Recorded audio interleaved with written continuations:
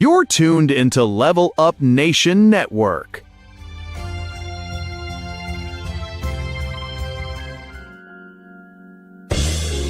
Don't touch that dial. Just chill for a while. Keep it locked with my man Tony D.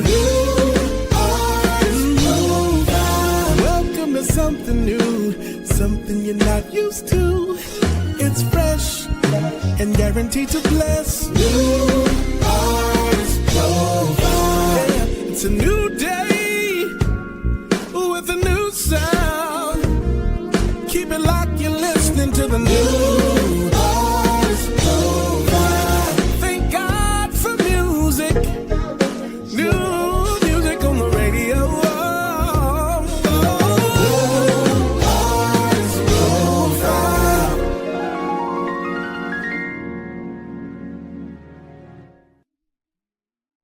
Truly unique, I am somebody. You were created on purpose for a purpose. Walk in it. My new book is a journey of self-discovery, faith, and purpose. Love Song, the new single from Tony D featuring Monique Holmes, is streaming now on all digital platforms. Follow Tony D Music, stream the song, and share with your friends. Thank you for your support. What up, everybody? Happy Sunday. Happy Sunday. It's your boy, Tony D on the radio, and you're locked into the NAP show live right here on Level Up Network. What's going on, Partice? Hey, Tony D, what's going on, everybody? Y'all go ahead and call your friends. Get every movie connoisseur, lover, call them right now. Tony D, they want to join us tonight. They need to, because we're going to talk about movie biographies, right? Those great films that get you to know more about the artists that we love. And Partice has been so many amazing biopics. Yeah. It was, choosing the ones we're going to talk about tonight was hard, because I was like, yeah, that was good, but I don't know about that. But there's so many, and I watch them all. I don't have any dislikes. I love them all. What about you? Yeah, I don't have any. I may have dislikes after I watch it, but I don't have. I mean, I want to learn about the person and their lifestyle and what made them so great. It's always been a thing that I just, since I can remember in high school, a thing that I enjoyed doing is sit back watching, even biography channel, like, the documentaries on, watching, some of the artists, and then you see what they went through, like their lives were always, what we thought they were out to be, so. Right. One thing I think we forget that, artists, whether it be movie stars or singers, superstar singers, or whatever the case may be, they're just people like everybody else. And they go through ups and downs, family issues, job issues, personal challenges, weight gain,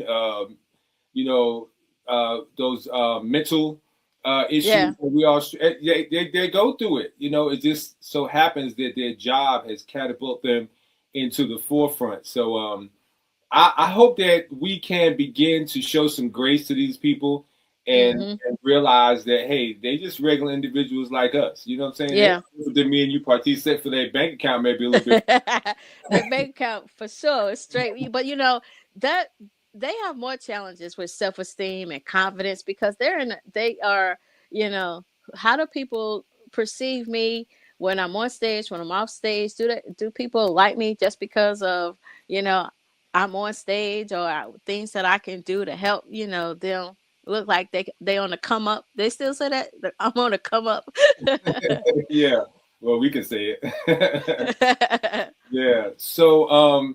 So coming off of the Michael Jackson biopic, Michael, which you and I both saw, I thought it would be great to talk about these biopics. Now, the first one that I want to jump on is one that I know some people are going to be shocked, and some people may already know if you're a music historian like both Partice and I. But The Five Heartbeats, great movie from Robert Townsend. As you said off air, this is one of the projects that catapulted Robert Townsend to stardom, directing and acting, correct? Mm-hmm. Yep. So people thought that the Five Heartbeats was a real group. You know, That's how good, that's how good each and every actor in this movie and actress in this movie made it seem so real. And especially when it came out, 84? Yeah. What was it, 84? Somewhere in the 80s. 1991. 91? Oh, why was I thought I was in high school when this came out? I had been in high school. 1991, it says. It can't be right. That can't be right. That's what ChatGPT said. ChatGPT wasn't even born then. It's wrong. It's got to be wrong. So we have Robert Townsend. He played Donald Duck Matthews, who was the songwriter and the keyboard player, and he was passionate about his music, pushing people off the keyboard when they wasn't getting it right. Yeah. You got actor Michael Wright, who played Eddie Kane Jr. Yeah. Eddie Kane. You got Leon Robinson. Leon Robinson played J.T. Matthews, who's Duck's brother. You got Harry Lennox, who played Dresser. That's the light-skinned gentleman with the green shirt you see on your screen. And you had Tico Wells, who played Choir Boy. He was the one that backslid from the church. He was out singing. He got out there and got wild. He got wild. Yeah, he got wild. And then you got Flash. You got Joe Kennedy played Flash Turner. But Harold Nicholson played Sarge Johnson. But who was the guy who said my office hours? All I know that was Big Red. I don't know his real Red. name. Big Red. Let me see. They don't have him on that what? Yeah, Big Red said my office hours are from 9 to 5. One of the most iconic lines from the movie. So and Diane Carroll, I can't forget, she was in. Yeah, she played the manager's wife. Sure did. She really did. So Five Heartbeats, man, great movie, great soundtrack. And that was actually the group, the Dells, from had fame in the 50s, 60s, and 70s. They were the ones who did the soundtracks. They did, but after Seven actually did Nights Like This, I Wish That Raindrops Would Fall. That was after Seven. That was after Seven. God, I thought that movie was out when I was in high school. Okay. All right. I stand corrected. Yeah. So, Five Heartbeats. So, ladies and gentlemen, the Five Heartbeats, you won't go see any music videos. You won't be able to download any music from Apple because they were not a group, although they did very, very well. So, I wish I still had my cassette player with all the Five Heartbeat songs on it. Yeah, man. I loved it. Great soundtrack, great movie. I still watch it. I watch it like I never watched it before. I get all emotional when they break up. And the church scene when she slap him when he walk in there, slap Big Red. Yeah, I'm always ready for that scene. Anything you need, call me. He walked there like, oh man. Yeah, when he knew he ran that man over. Yeah. Yeah, I tell you. So, was this loosely based off of the Temptations? Do you think? I would probably say it's probably based off a lot of different groups. Knowing Robert Townsend with his creative genius and just his creative juices flowing, I think each character probably came from one of the groups. And I know for sure Eddie Kane probably came from Temptations. Yes. Yeah, if I don't know Choir Boy, what group he probably came from, someone from the Dells. Yeah. But yeah, I think he probably based each character off a member from one of those groups. What do you think? I thought it was the Temptations, but now that you say that, it could be a melting pot of different. And then who knows? Like you said, Robert Townsend, with his imagination, it could be some people he, just thought up. Angee Coman said she thought it was the Delphonics. Yeah. Could be some of the Delphonics. Yeah, that's the Dells. Yeah. Yeah. So, all right, Five Heartbeats. So if you haven't seen the Five Heartbeats, we're gonna take your black card. You're gonna take the black card. Five Heartbeats. Everybody who has our hue should have seen the Five Heartbeats at least once. All right. At least once. All at right. least once. So moving to the next one. Who's the next one, Partice? We got coming up next. We have the Temptations. Ain't nobody checking for you, Otis. Nobody coming to see you, Otis. Oh, y'all can't fire me. Right. Let me tell you, that was on NBC, and it aired. Let's see when it aired. Let's see. It aired back in 1998. It was a wonderful, I think, 2-night miniseries. It seemed like it was a whole month because you remember they broke it up. Like, yeah. And it actually went chronologically from when Melvin and Otis met all the way up until, I would say maybe the late 90s. Mm-hmm. But Otis is still doing his thing. He is the last living member. And just think about the stories he could tell. Mm-hmm. Like, man, like I would love to just sit with him and just listen to him tell about. If he would tell them, I'm some of those he probably don't want to come out the box, but I'm sure on the bus trips, like I'm sure the movie didn't even do some of those bus trips justice. Oh yeah, some of the things that probably went on that tour bus. Oh yeah, I'm quite sure it was some stuff. And then but speaking of tour bus, there's a scene where they're on the bus and some guys come by on a truck and shoot at them. Right. And Eddie starts running. They say, "Get back here! You ain't got no gun." Right. Yeah, what was he gonna do? Yeah, what was he gonna do? It's like, but one of the things that really stood out for me about the movie was the times of not having the artist's picture on the album cover. Mm-hmm. So you had songs like My Girl, who you would think would have a picture of the Temptations on the front, but no, they had some other random picture. Yeah. And that was the thing because of segregation and Jim Crow and how things were in that era, even though, the masses loved that music, they didn't want to see an African-American face on the cover, mm-hmm. let alone have it laying on their coffee table. Yeah.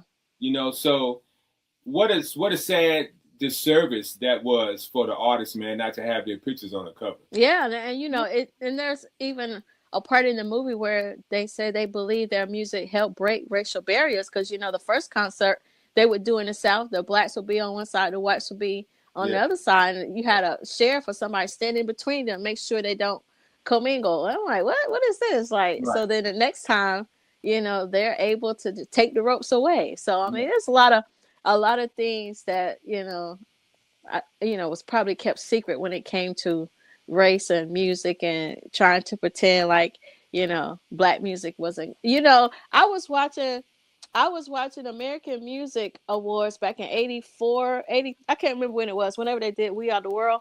Do you know they had a category called Black Music? Yes. Yes, they did. It was only two. It was Michael and Prince. Yes. Yes. I was watching guys, if you get a chance to check out Netflix and watch the story about the American Music Awards. It's an amazing, not American Music, I'm sorry, We Are the World. We Are the World. Amazing documentary. But in that documentary, they said, yes, and now we're going to have music from the black category. Yeah. I was like, what? And I don't even remember. I mean, I'm sure I was watching it, but I don't even remember, that's how, distant it is to me when it came to that. How much we've changed too, Yeah, things were so accepted back then that would not be accepted today. Yeah. Yeah. But The Temptations, another great movie. I'm telling you, so many iconic moments. I tell you what really touched me was when Paul killed himself. Yeah. That was sad. And that it didn't happen like that. It was dramatized for the movie. He didn't leave that way, but it was just a touching moment, man, because these guys were iconic in what they created artistry to be. The Temptations were the innovators of New Edition, Gladys Knight and the Pips, NSYNC. I mean, these guys were the ones who laid the foundation for the boy groups, men groups with the steps and dressing real fly. And, Yeah. you know, I mean, shout out to Motown Records for doing artist development, man, because they're not doing artist development like that. Nah, they just look, give me your money and we're gonna do this. Another thing with the Temptations, you know, the beginning, they were Smokey and everybody was writing songs for them and they couldn't get a hit. You know, they would do focus groups. Would you buy this or a sandwich? You know, they would try to, and they didn't take off until they had the right combination. I'm not saying the first group wasn't the right combination. You know, one of his friends from high school kept quitting. Yeah. I can't remember what his name was. Was it Bone? I think his name was Bone or something. Yeah. But they didn't take off until that they sang New Year's Eve, and you know, David joined the group and Paul joined the group, and it was the right combination that was meant for the Temptations. And going back to your point with artist development, sometimes you're not going to take off until you get the right combination and to get the right people in your camp. So true. Speaking of the guy that kept quitting, I forget his name. He's a great actor, but do you know he can really sing?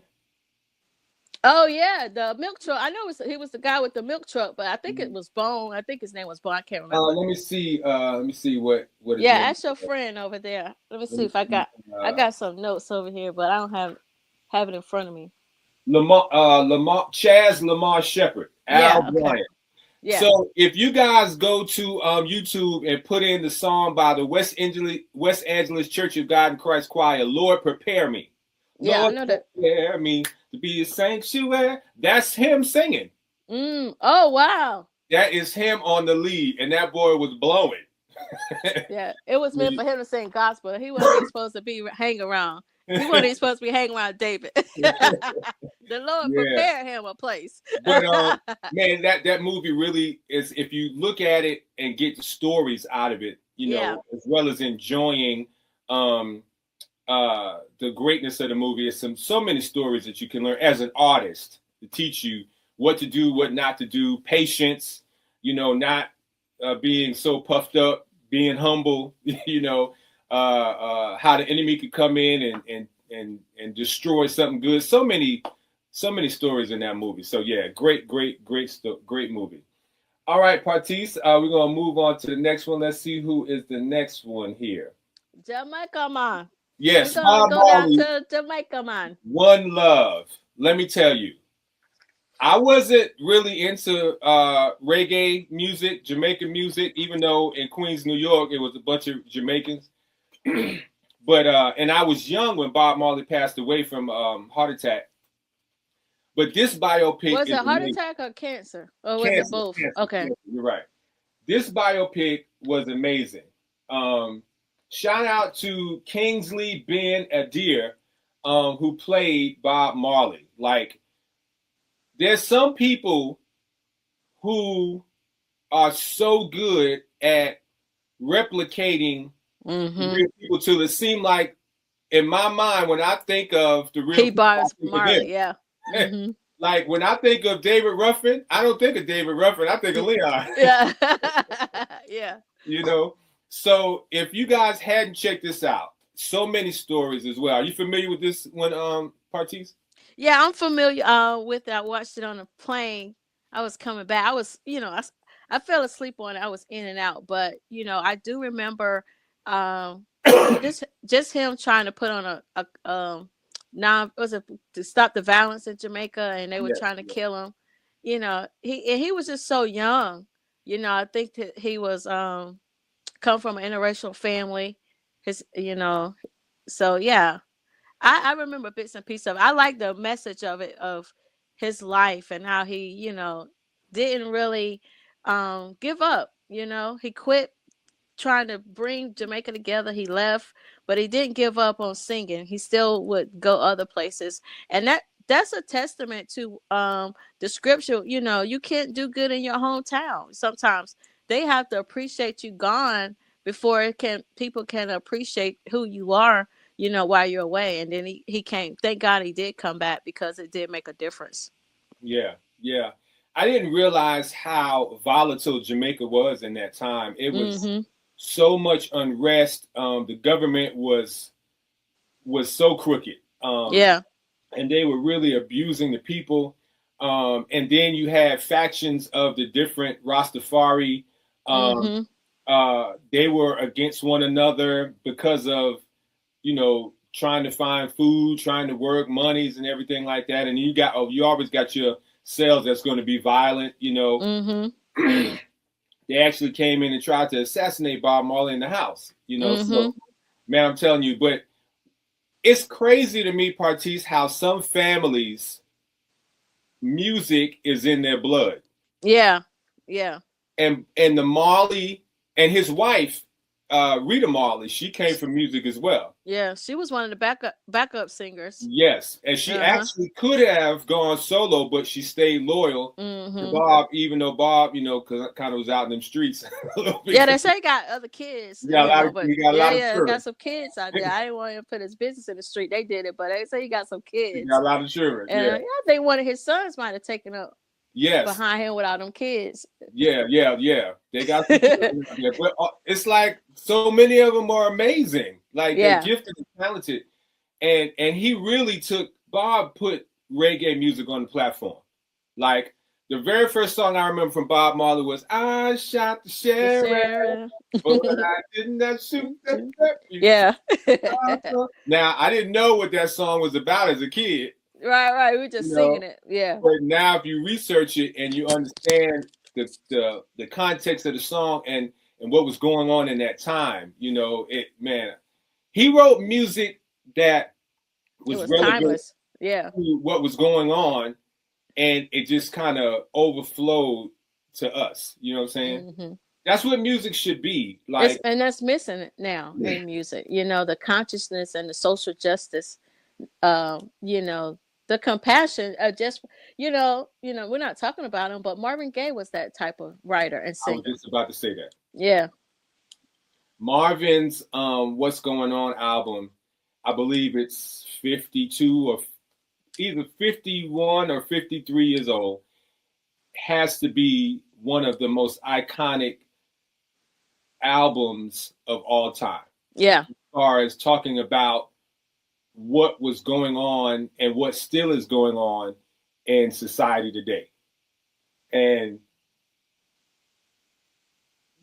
there had to be room for God to come in and do some work in this. It's not gospel, we understand. So church folk like, but I remember Quincy Jones saying, my mentor, even though I never met him, he's my mentor. Quincy Jones said when he was working with Michael on the Off the Wall album, he said, you can have the great musicians come in and, but you got to leave room for God. You got to leave space for God to walk in the room. And I believe that's what happened with Marvin Gaye, because that What's Going On album was amazing. Yeah. And Al Green too. Have you seen Al? We're not talking about him, but I'll throw it in there. Al Green. Have you seen? He has one on Prime. A biopic? It's not a biopic. It's just him talking about his transition from R&B into gospel. It's just his life. Yeah, it's more like a documentary of his life change and preaching and stuff. Oh wow! After he wiped the grease off. The grits. After them grits, he had to change the heart. Grits, that's what, bro. Ladies and gentlemen, if you're just tuning in, you're locked into the NAP show live. Partice and I are doing something a little bit different this week. Sometimes we talk about industry, we talk about how to help the artist. When we interview guests, we introduce you to new music. But I wanted to do something a little different this week, based on the excitement behind the biography movie Michael, which we'll talk about at the latter part of the show. And we are two music heads. Partice has her knowledge of music, I do too. So we just wanted to talk about some biography movies that if you have not checked out, you need to go check them out. We started off with The Five Heartbeats, which is not a biopic. It's a movie. So maybe we should take that black card if they haven't seen The Temptations. Yes, they should. Take that too. Yeah, I'll give them. I won't take the black card on One Love, because a lot of people, not into reggae, but yeah, right. What about Jamaican food? It took me a while to try to the beef patties and all that. Well, see, in Queens, that's all I had: beef patties, oxtails. The chicken with the fish with the whole head. Oh wow. Yeah. So I was eating that as growing up. So and it was good. It's good. I love the cabbage. I don't know what they do to the cabbage, but yes. But you got to have the beef patty with the cocoa bread. If you don't have the cocoa bread, you ain't got it right. I never understood that concept. I'm gonna have to try it. I hear people talk about it all the time. Oh my goodness. Woo, jeez. Yes. Lord have mercy. All right, guys. We want to shout out. We want to thank Devanya. She's on a great recording artist herself. Of course, our regulars. And please share this live. We're having fun today. I know so many people I've seen on Facebook. People are posing in front of the Michael Jackson poster with their jackets on. Partice, she got on her toes. I got on my toes. Yeah, she did. I get my So man, when I tell you that was a great movie, we're gonna talk about it at the end. But next we're gonna move to the Clark sisters. The Clark sisters, man. Yeah. A lot of people compare the Clark sisters' mom, Miss Clark, Moss Clark, to Joe Jackson. Yeah. Yeah. I don't know. I mean, I don't know if I would compare to Joe, but I think they pretty much had the same drive or the same vision for their kids. Definitely, they're a special breed. Miss Maddie Moss Clark. I think I forgot to say her first name. Miss Maddie Moss Clark. I think they're a special breed. Every now and then you're gonna have those parents that's gonna push their kids because they see what's in them, the potential. Right. And she was one of those mothers. Like she loved each and every one of her kids separately and differently for who they were. Like she knew Dorinda's calling, she knew Karen's calling, she knew I don't know if she ever said Denise calling, but Denise in there as well. One of my favorite lines from the Clark sisters. I have so many favorite lines, but when she told Denise, "Are you gonna sing for the Lord or are you gonna lay down for the devil?" Yeah, I remember that one. So I mean, I've heard stories of people saying she would throw shoes at people in the choir stand, and I know in the movie they showed her making one of the ladies spit out the gum.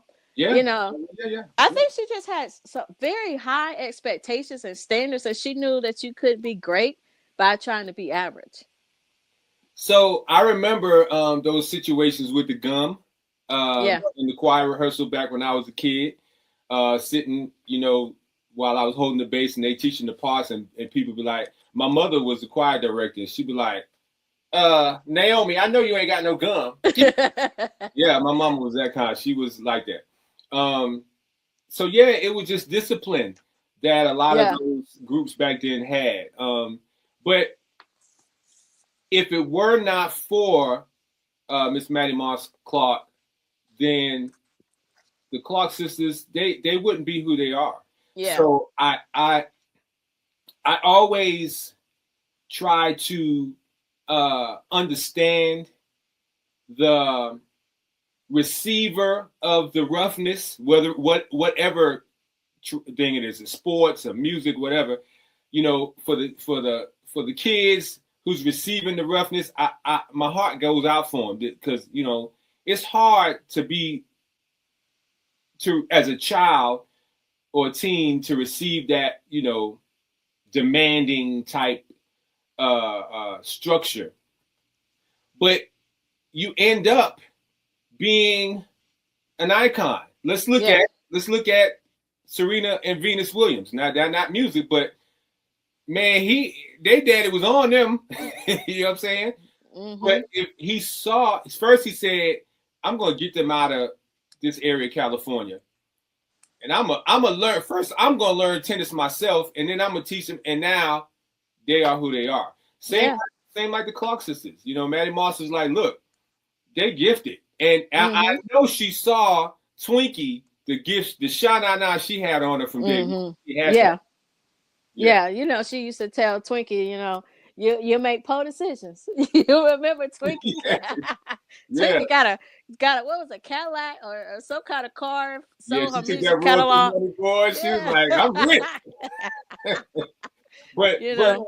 shout out to Christina Bell, gospel recording artist, Oh yeah, she did a phenomenal job. who very first time acting Yeah. on this level. Like, this movie was brought to you by Queen Latifah, Mary J. Blige, and Missy Elliott. Yeah. And for Christina Bell, who come from the group Zael, and had moderate success, great singer, but cast as the icon, like, man, she knocked it out the box.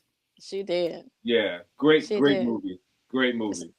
Speaking of choir director Tony D, there's another scene in there where she said, "When you see my hand move, that's when you start singing." She'll move that hand. She said, "You ain't start singing. You ain't watching my head." So, I mean, I think that, like you said, it teaches a certain discipline, and if you have it, that tough love, I quote from your loved ones, and make you a little hard on the outside, it'll make you be able to handle the business. You know, Miss Maddie Moss Clark was about the business alone, probably one of the first women in gospel music or in the body of Christ that even knew the business that went along with it. You remember one night they were singing at a club and the guy tried to cheat her out of the money. She was like, "Oh no, where the rest of it?" Right. So, you know, she was about standing on business, as they say now, when it came to even Joe Jackson. He was about standing on business too. Yeah. It might not have been as straight as as it should have been, but you know, it's a business to it, and we talk about that a lot when we talk to the new artists. Learn the business of the industry. You just want to make music, but you don't understand the business. You don't take time to find protocol. There's a protocol to everything, and when it don't go your way, now you hurt. You want to give up on your dream. So let's go back to One Love. There was a portion of the movie where the guy that got shot early on in the movie actually became his manager. Yeah. And he was handling the money, but he was laundering a lot of the money that was coming in from Bob. And Bob trusted him because that was his boy.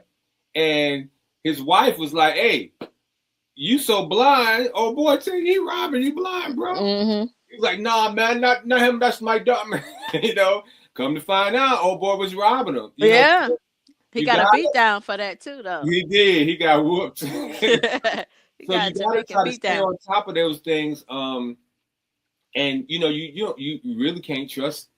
You can't trust anybody, really. Honestly, when it comes to those finances, that's a man. Imagine how he felt, you know, in that situation. His best friend took a bullet for him, and then the dude had the nerve. Well, he felt justified because he did take the bullets. You know? He said, "Man, I took a bullet for you, so that means you can steal from me." No. We said, "What I tell you, don't lie to me." Man, I can't. My Jamaican accent not as good, but it's a yeah, man. That's rough, man. But that's the business. So yes, artists, you have to learn the business for yourself. Last week, I took time out to actually call artists and walk them through several processes of what they were doing, because I got a lot of great music last week, but a lot of it, the business wasn't right. So I picked up the phone and I called these guys. And I called one of the ladies and said, "Hey," and when I tell you, they were all so thankful. They was like, "Man, ain't nobody doing this." And I said, because this is my ministry. It's not just what I do. Yes, this is what I do for a living, but it's also part of my ministry. So you got to take the time out to teach the business. And that's artist development, which a lot of the labels don't do, like we talked about at the top of the show for Motown. Yeah, I think those focus groups, great point, Partice, when you said that. I think we should go back to those. Would you buy Tony D or would you go buy you a Snicker bar? Right. You know, and you know, music is so universal, and you know, music during that time, people needed so much inspiration. They needed some uplifting, as our friend, the late great Reverend Jesse Jackson Jr. Keep hope alive. You know, they needed hope, and hope was in the music. It was, and it was something that you could play and just escape. Escape what was going on, and let me just turn this up and vibe to it, right? And it would change it does change the atmosphere. You know, good music. I ain't gonna say all music might change the atmosphere, but good. Right. Exactly. Guys, we're going to pause and show a commercial for Level Up, but we'll be back with more. We've got 2 more biopics to give you, and there's a good one. So I wonder if anybody can guess what they are. Put in the chat if you can guess. Yeah, let's guess. We'll be right back with more of the NAP Show Live. You're tuned into Level Up Nation Network. Are you submitting your music the right way? If you're an independent artist trying to get radio play, playlist placements, or industry attention, this message is for you. Too many talented artists are getting ignored, not because the music isn't good, but because the submission process is done wrong. Introducing 10 Steps for Proper Song Submission from CSE Media Group. This is a must-have guide designed to help you present your music professionally and get taken seriously in the industry. Inside this powerful PDF, you'll learn how to properly submit your music to radio stations and DJs, the right way to approach industry professionals, what to include in your email and what to avoid, how to build real relationships that lead to opportunity, and how to make sure your music is fully prepared with the correct metadata. Plus, you'll get a bonus section covering common mistakes artists make, so you can avoid them completely. This isn't guesswork. This is real industry game, and it's available right now for just $25. If you're serious about your music, it's time to level up how you present it. Don't just make music, present it professionally. Get your copy today. Email Tony D on the radio05@gmail.com or type "How can I get mine?" in the comment section below.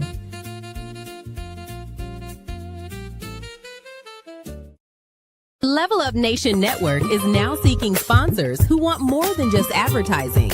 We're creating meaningful brand partnerships. Level Up Nation offers businesses the opportunity to align with quality programming that informs, inspires, and uplifts. From culture and community to business, faith, and entertainment, our platform connects your brand with engaged viewers in a trusted media space. Sponsor Level Up Nation Network today, where purpose meets programming.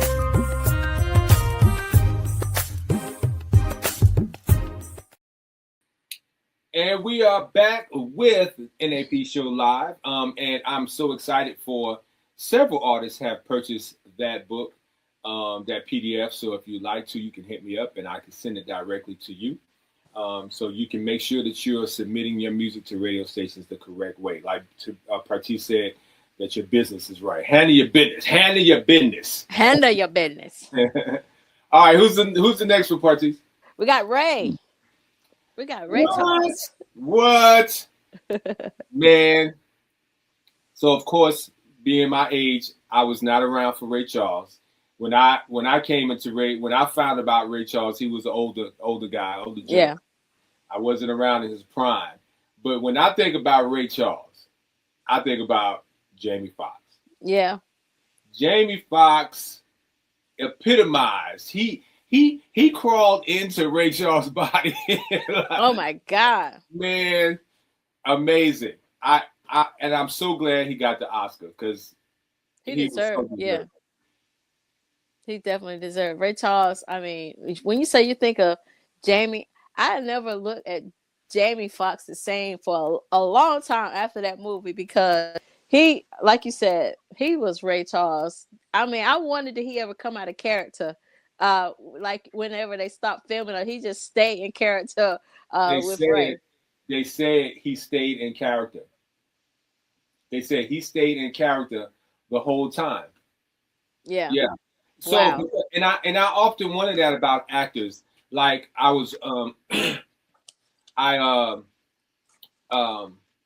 was listening to David Chappelle say he wanted to meet Jim Carrey, and he went to a movie set where Jim Carrey was playing this comedian. I forgot the guy's name, but he used to be on Saturday Night Live, and he thought when he got to meet the Jim Carrey that Jim was going to come out of his character and be like, "Hey Dave, what's up?" No, Jim Carrey stayed in it. He was like, What? Like the whole time, you know. So those actors, man, once they embody, it's like you are that person for the generation, you know. Yeah. And I've interviewed several actors who said they have to really go away like from their family after the movie is wrapped and kind of just do a whole process to get back to themselves because they have played this character for so long. And a lot of them go to therapy just to try to get out of character. Like especially if they play like mean parts or, you know, violent parts and just become, you know. So that the guy Lakeith Stanfield, he he went into a deep depression after one of the movies he was in. Mm-hmm. Yeah. I don't think I could be an actor. I don't want to do that. I don't want to go into depression after I play somebody. You know what I'm saying? Man, that's a lot to deal with. It is. Mentally that's a lot to deal with, you know? It is. But Ray Charles was such an innovator of that style of music. First of all, to be able to bounce back from having vision for a lot of your adolescence to losing your vision and not having a pity party.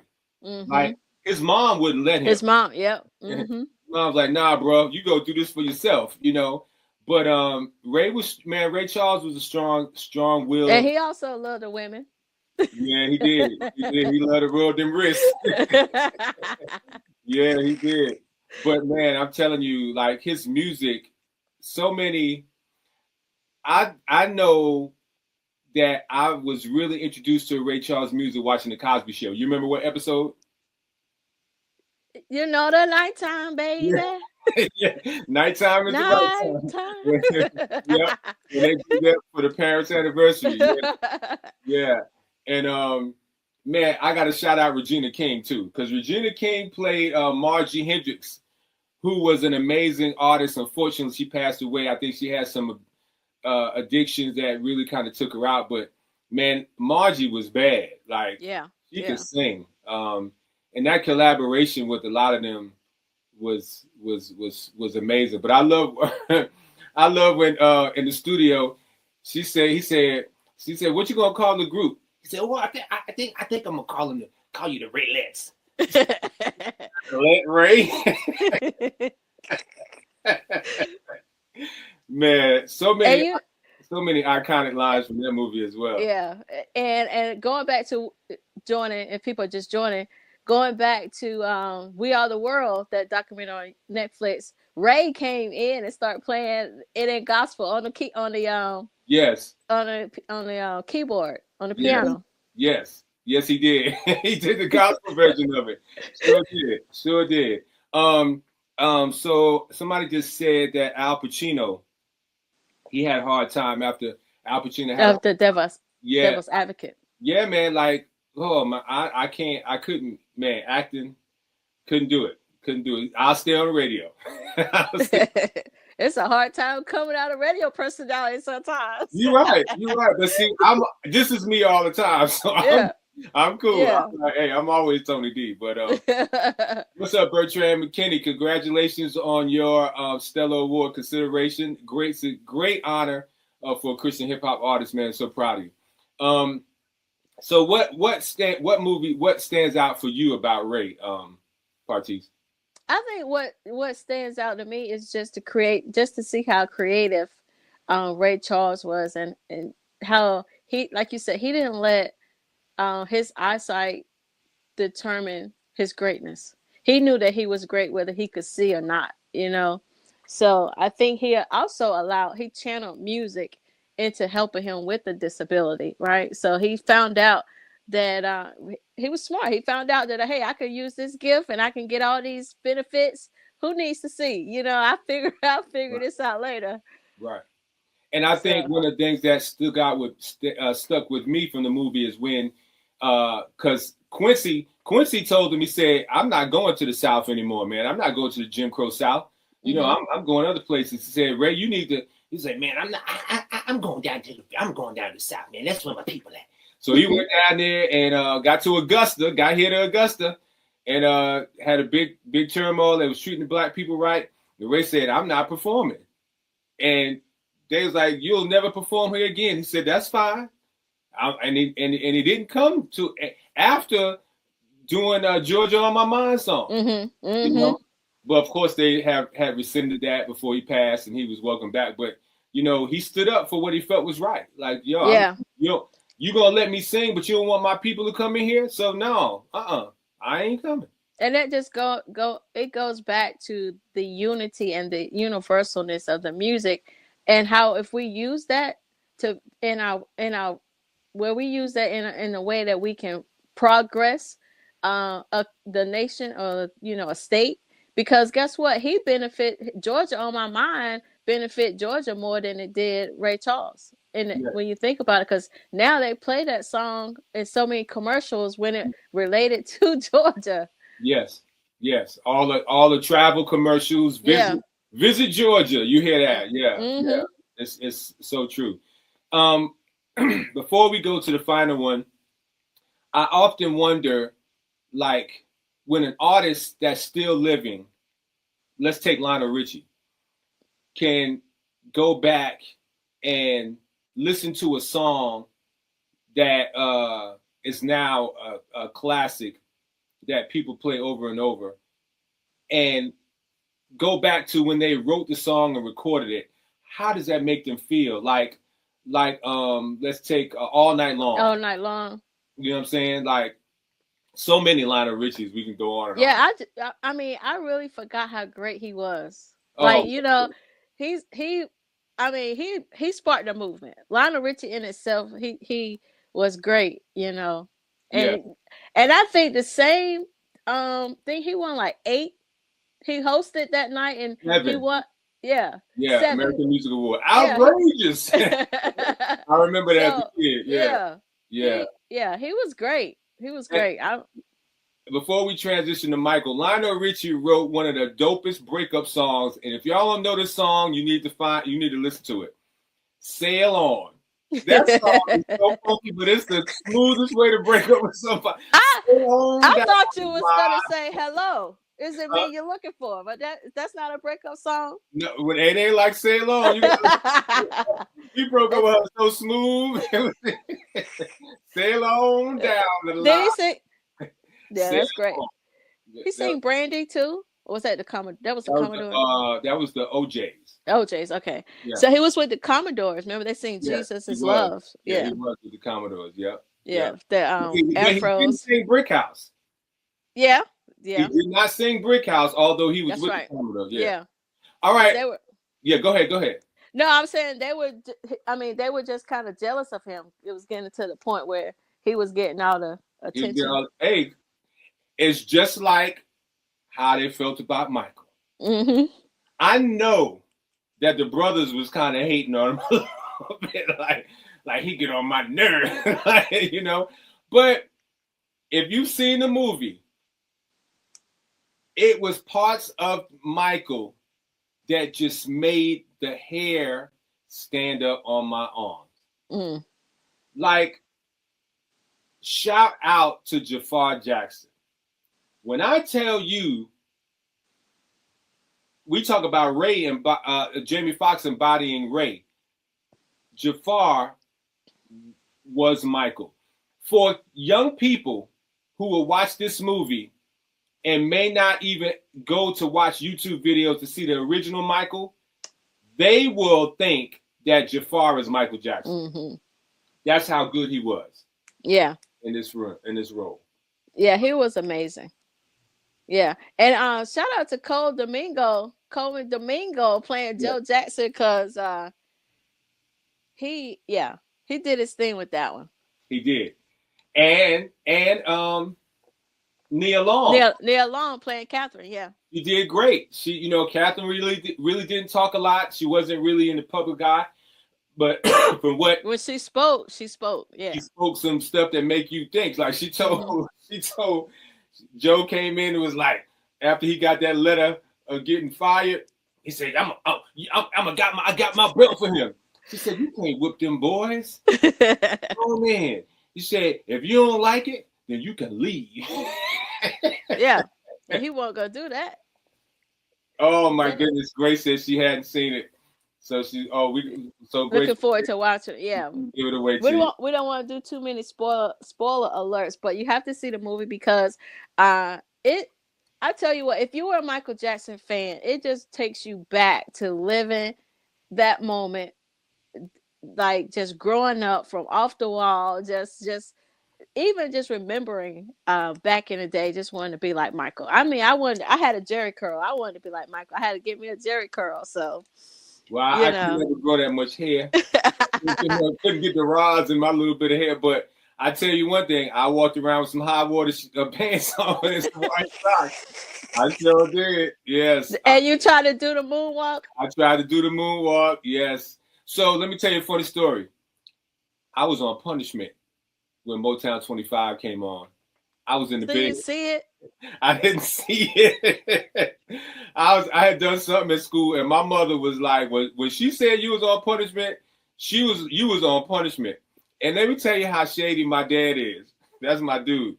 He turned up the TV loud. So you could hear it. And he was like, man, that boy Michael, he's so good. And I'm at the foot of the stairs trying to peep down to see. Missed it all. Oh, but, wow.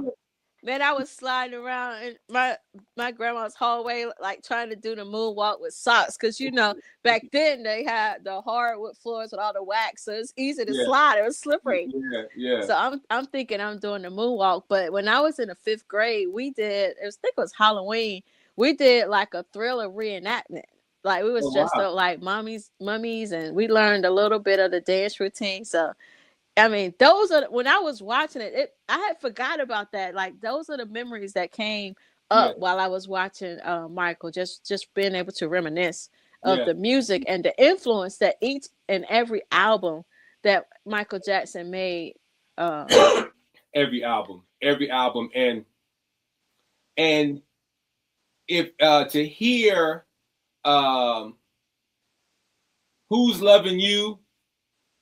You remember the scene where he was in the studio and Lorenz Tate, who did a great job playing Berry Gordy, was listening to Michael sing "Who's Loving You" in a cappella. Man, to hear that in that stereo sound in the studio and the maturity in this 10-year-old boy's voice, like I didn't really grasp how gifted and anointed he was. Yeah, I mean.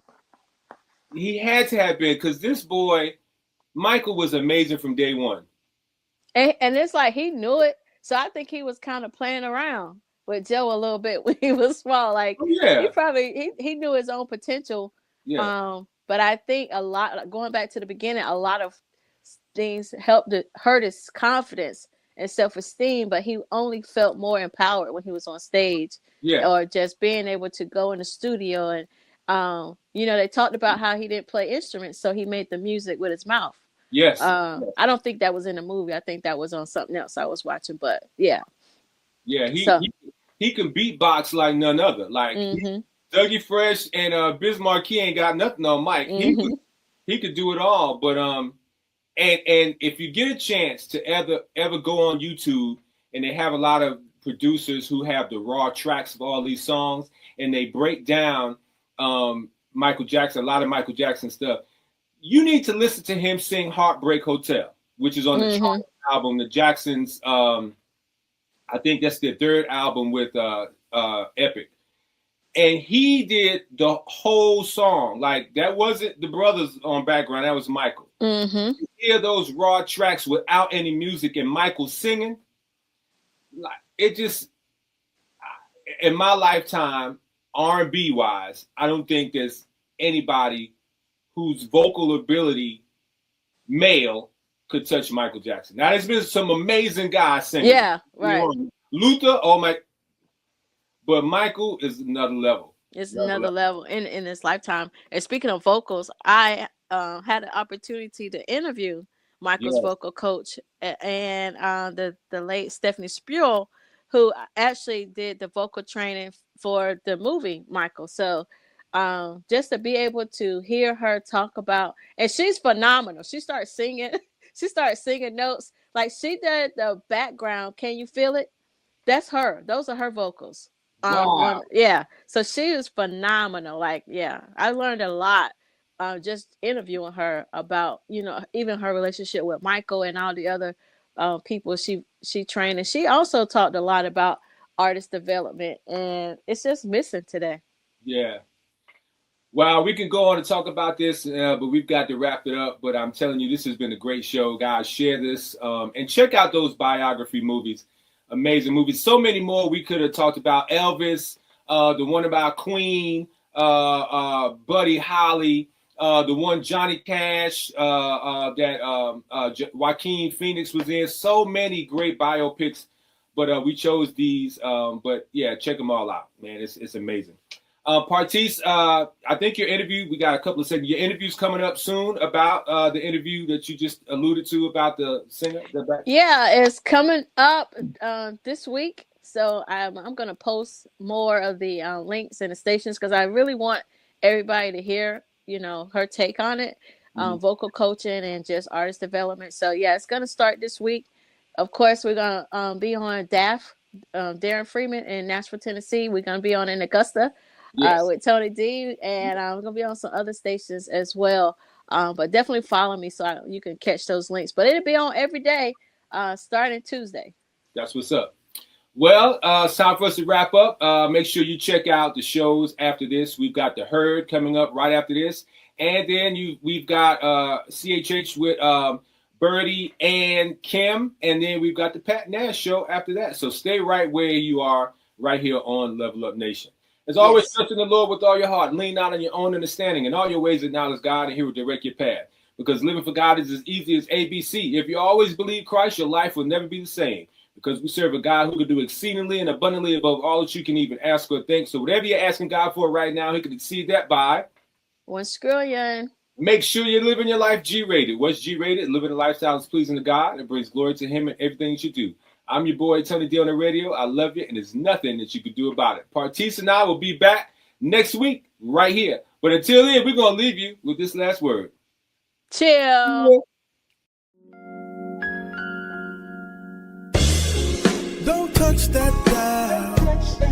Just chill for a while. Keep it locked with my man, Tony D. Welcome to something new, something you're not used to. It's fresh and guaranteed to bless. New artist profile. Yeah, it's a new day with a new sound. Keep it locked, you're listening to the new artist profile. Thank God for music. New music on the radio.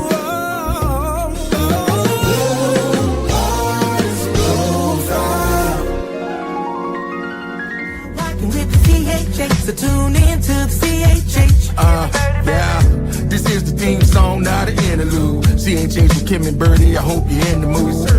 For a special guest in the interviews, supporting the kingdom, and we continue to bring it to you non-stop. Yo, the Soul's Pop. Sunday night, 7 Central, we all fit the spot. Facebook, Instagram, YouTube, keep it locked.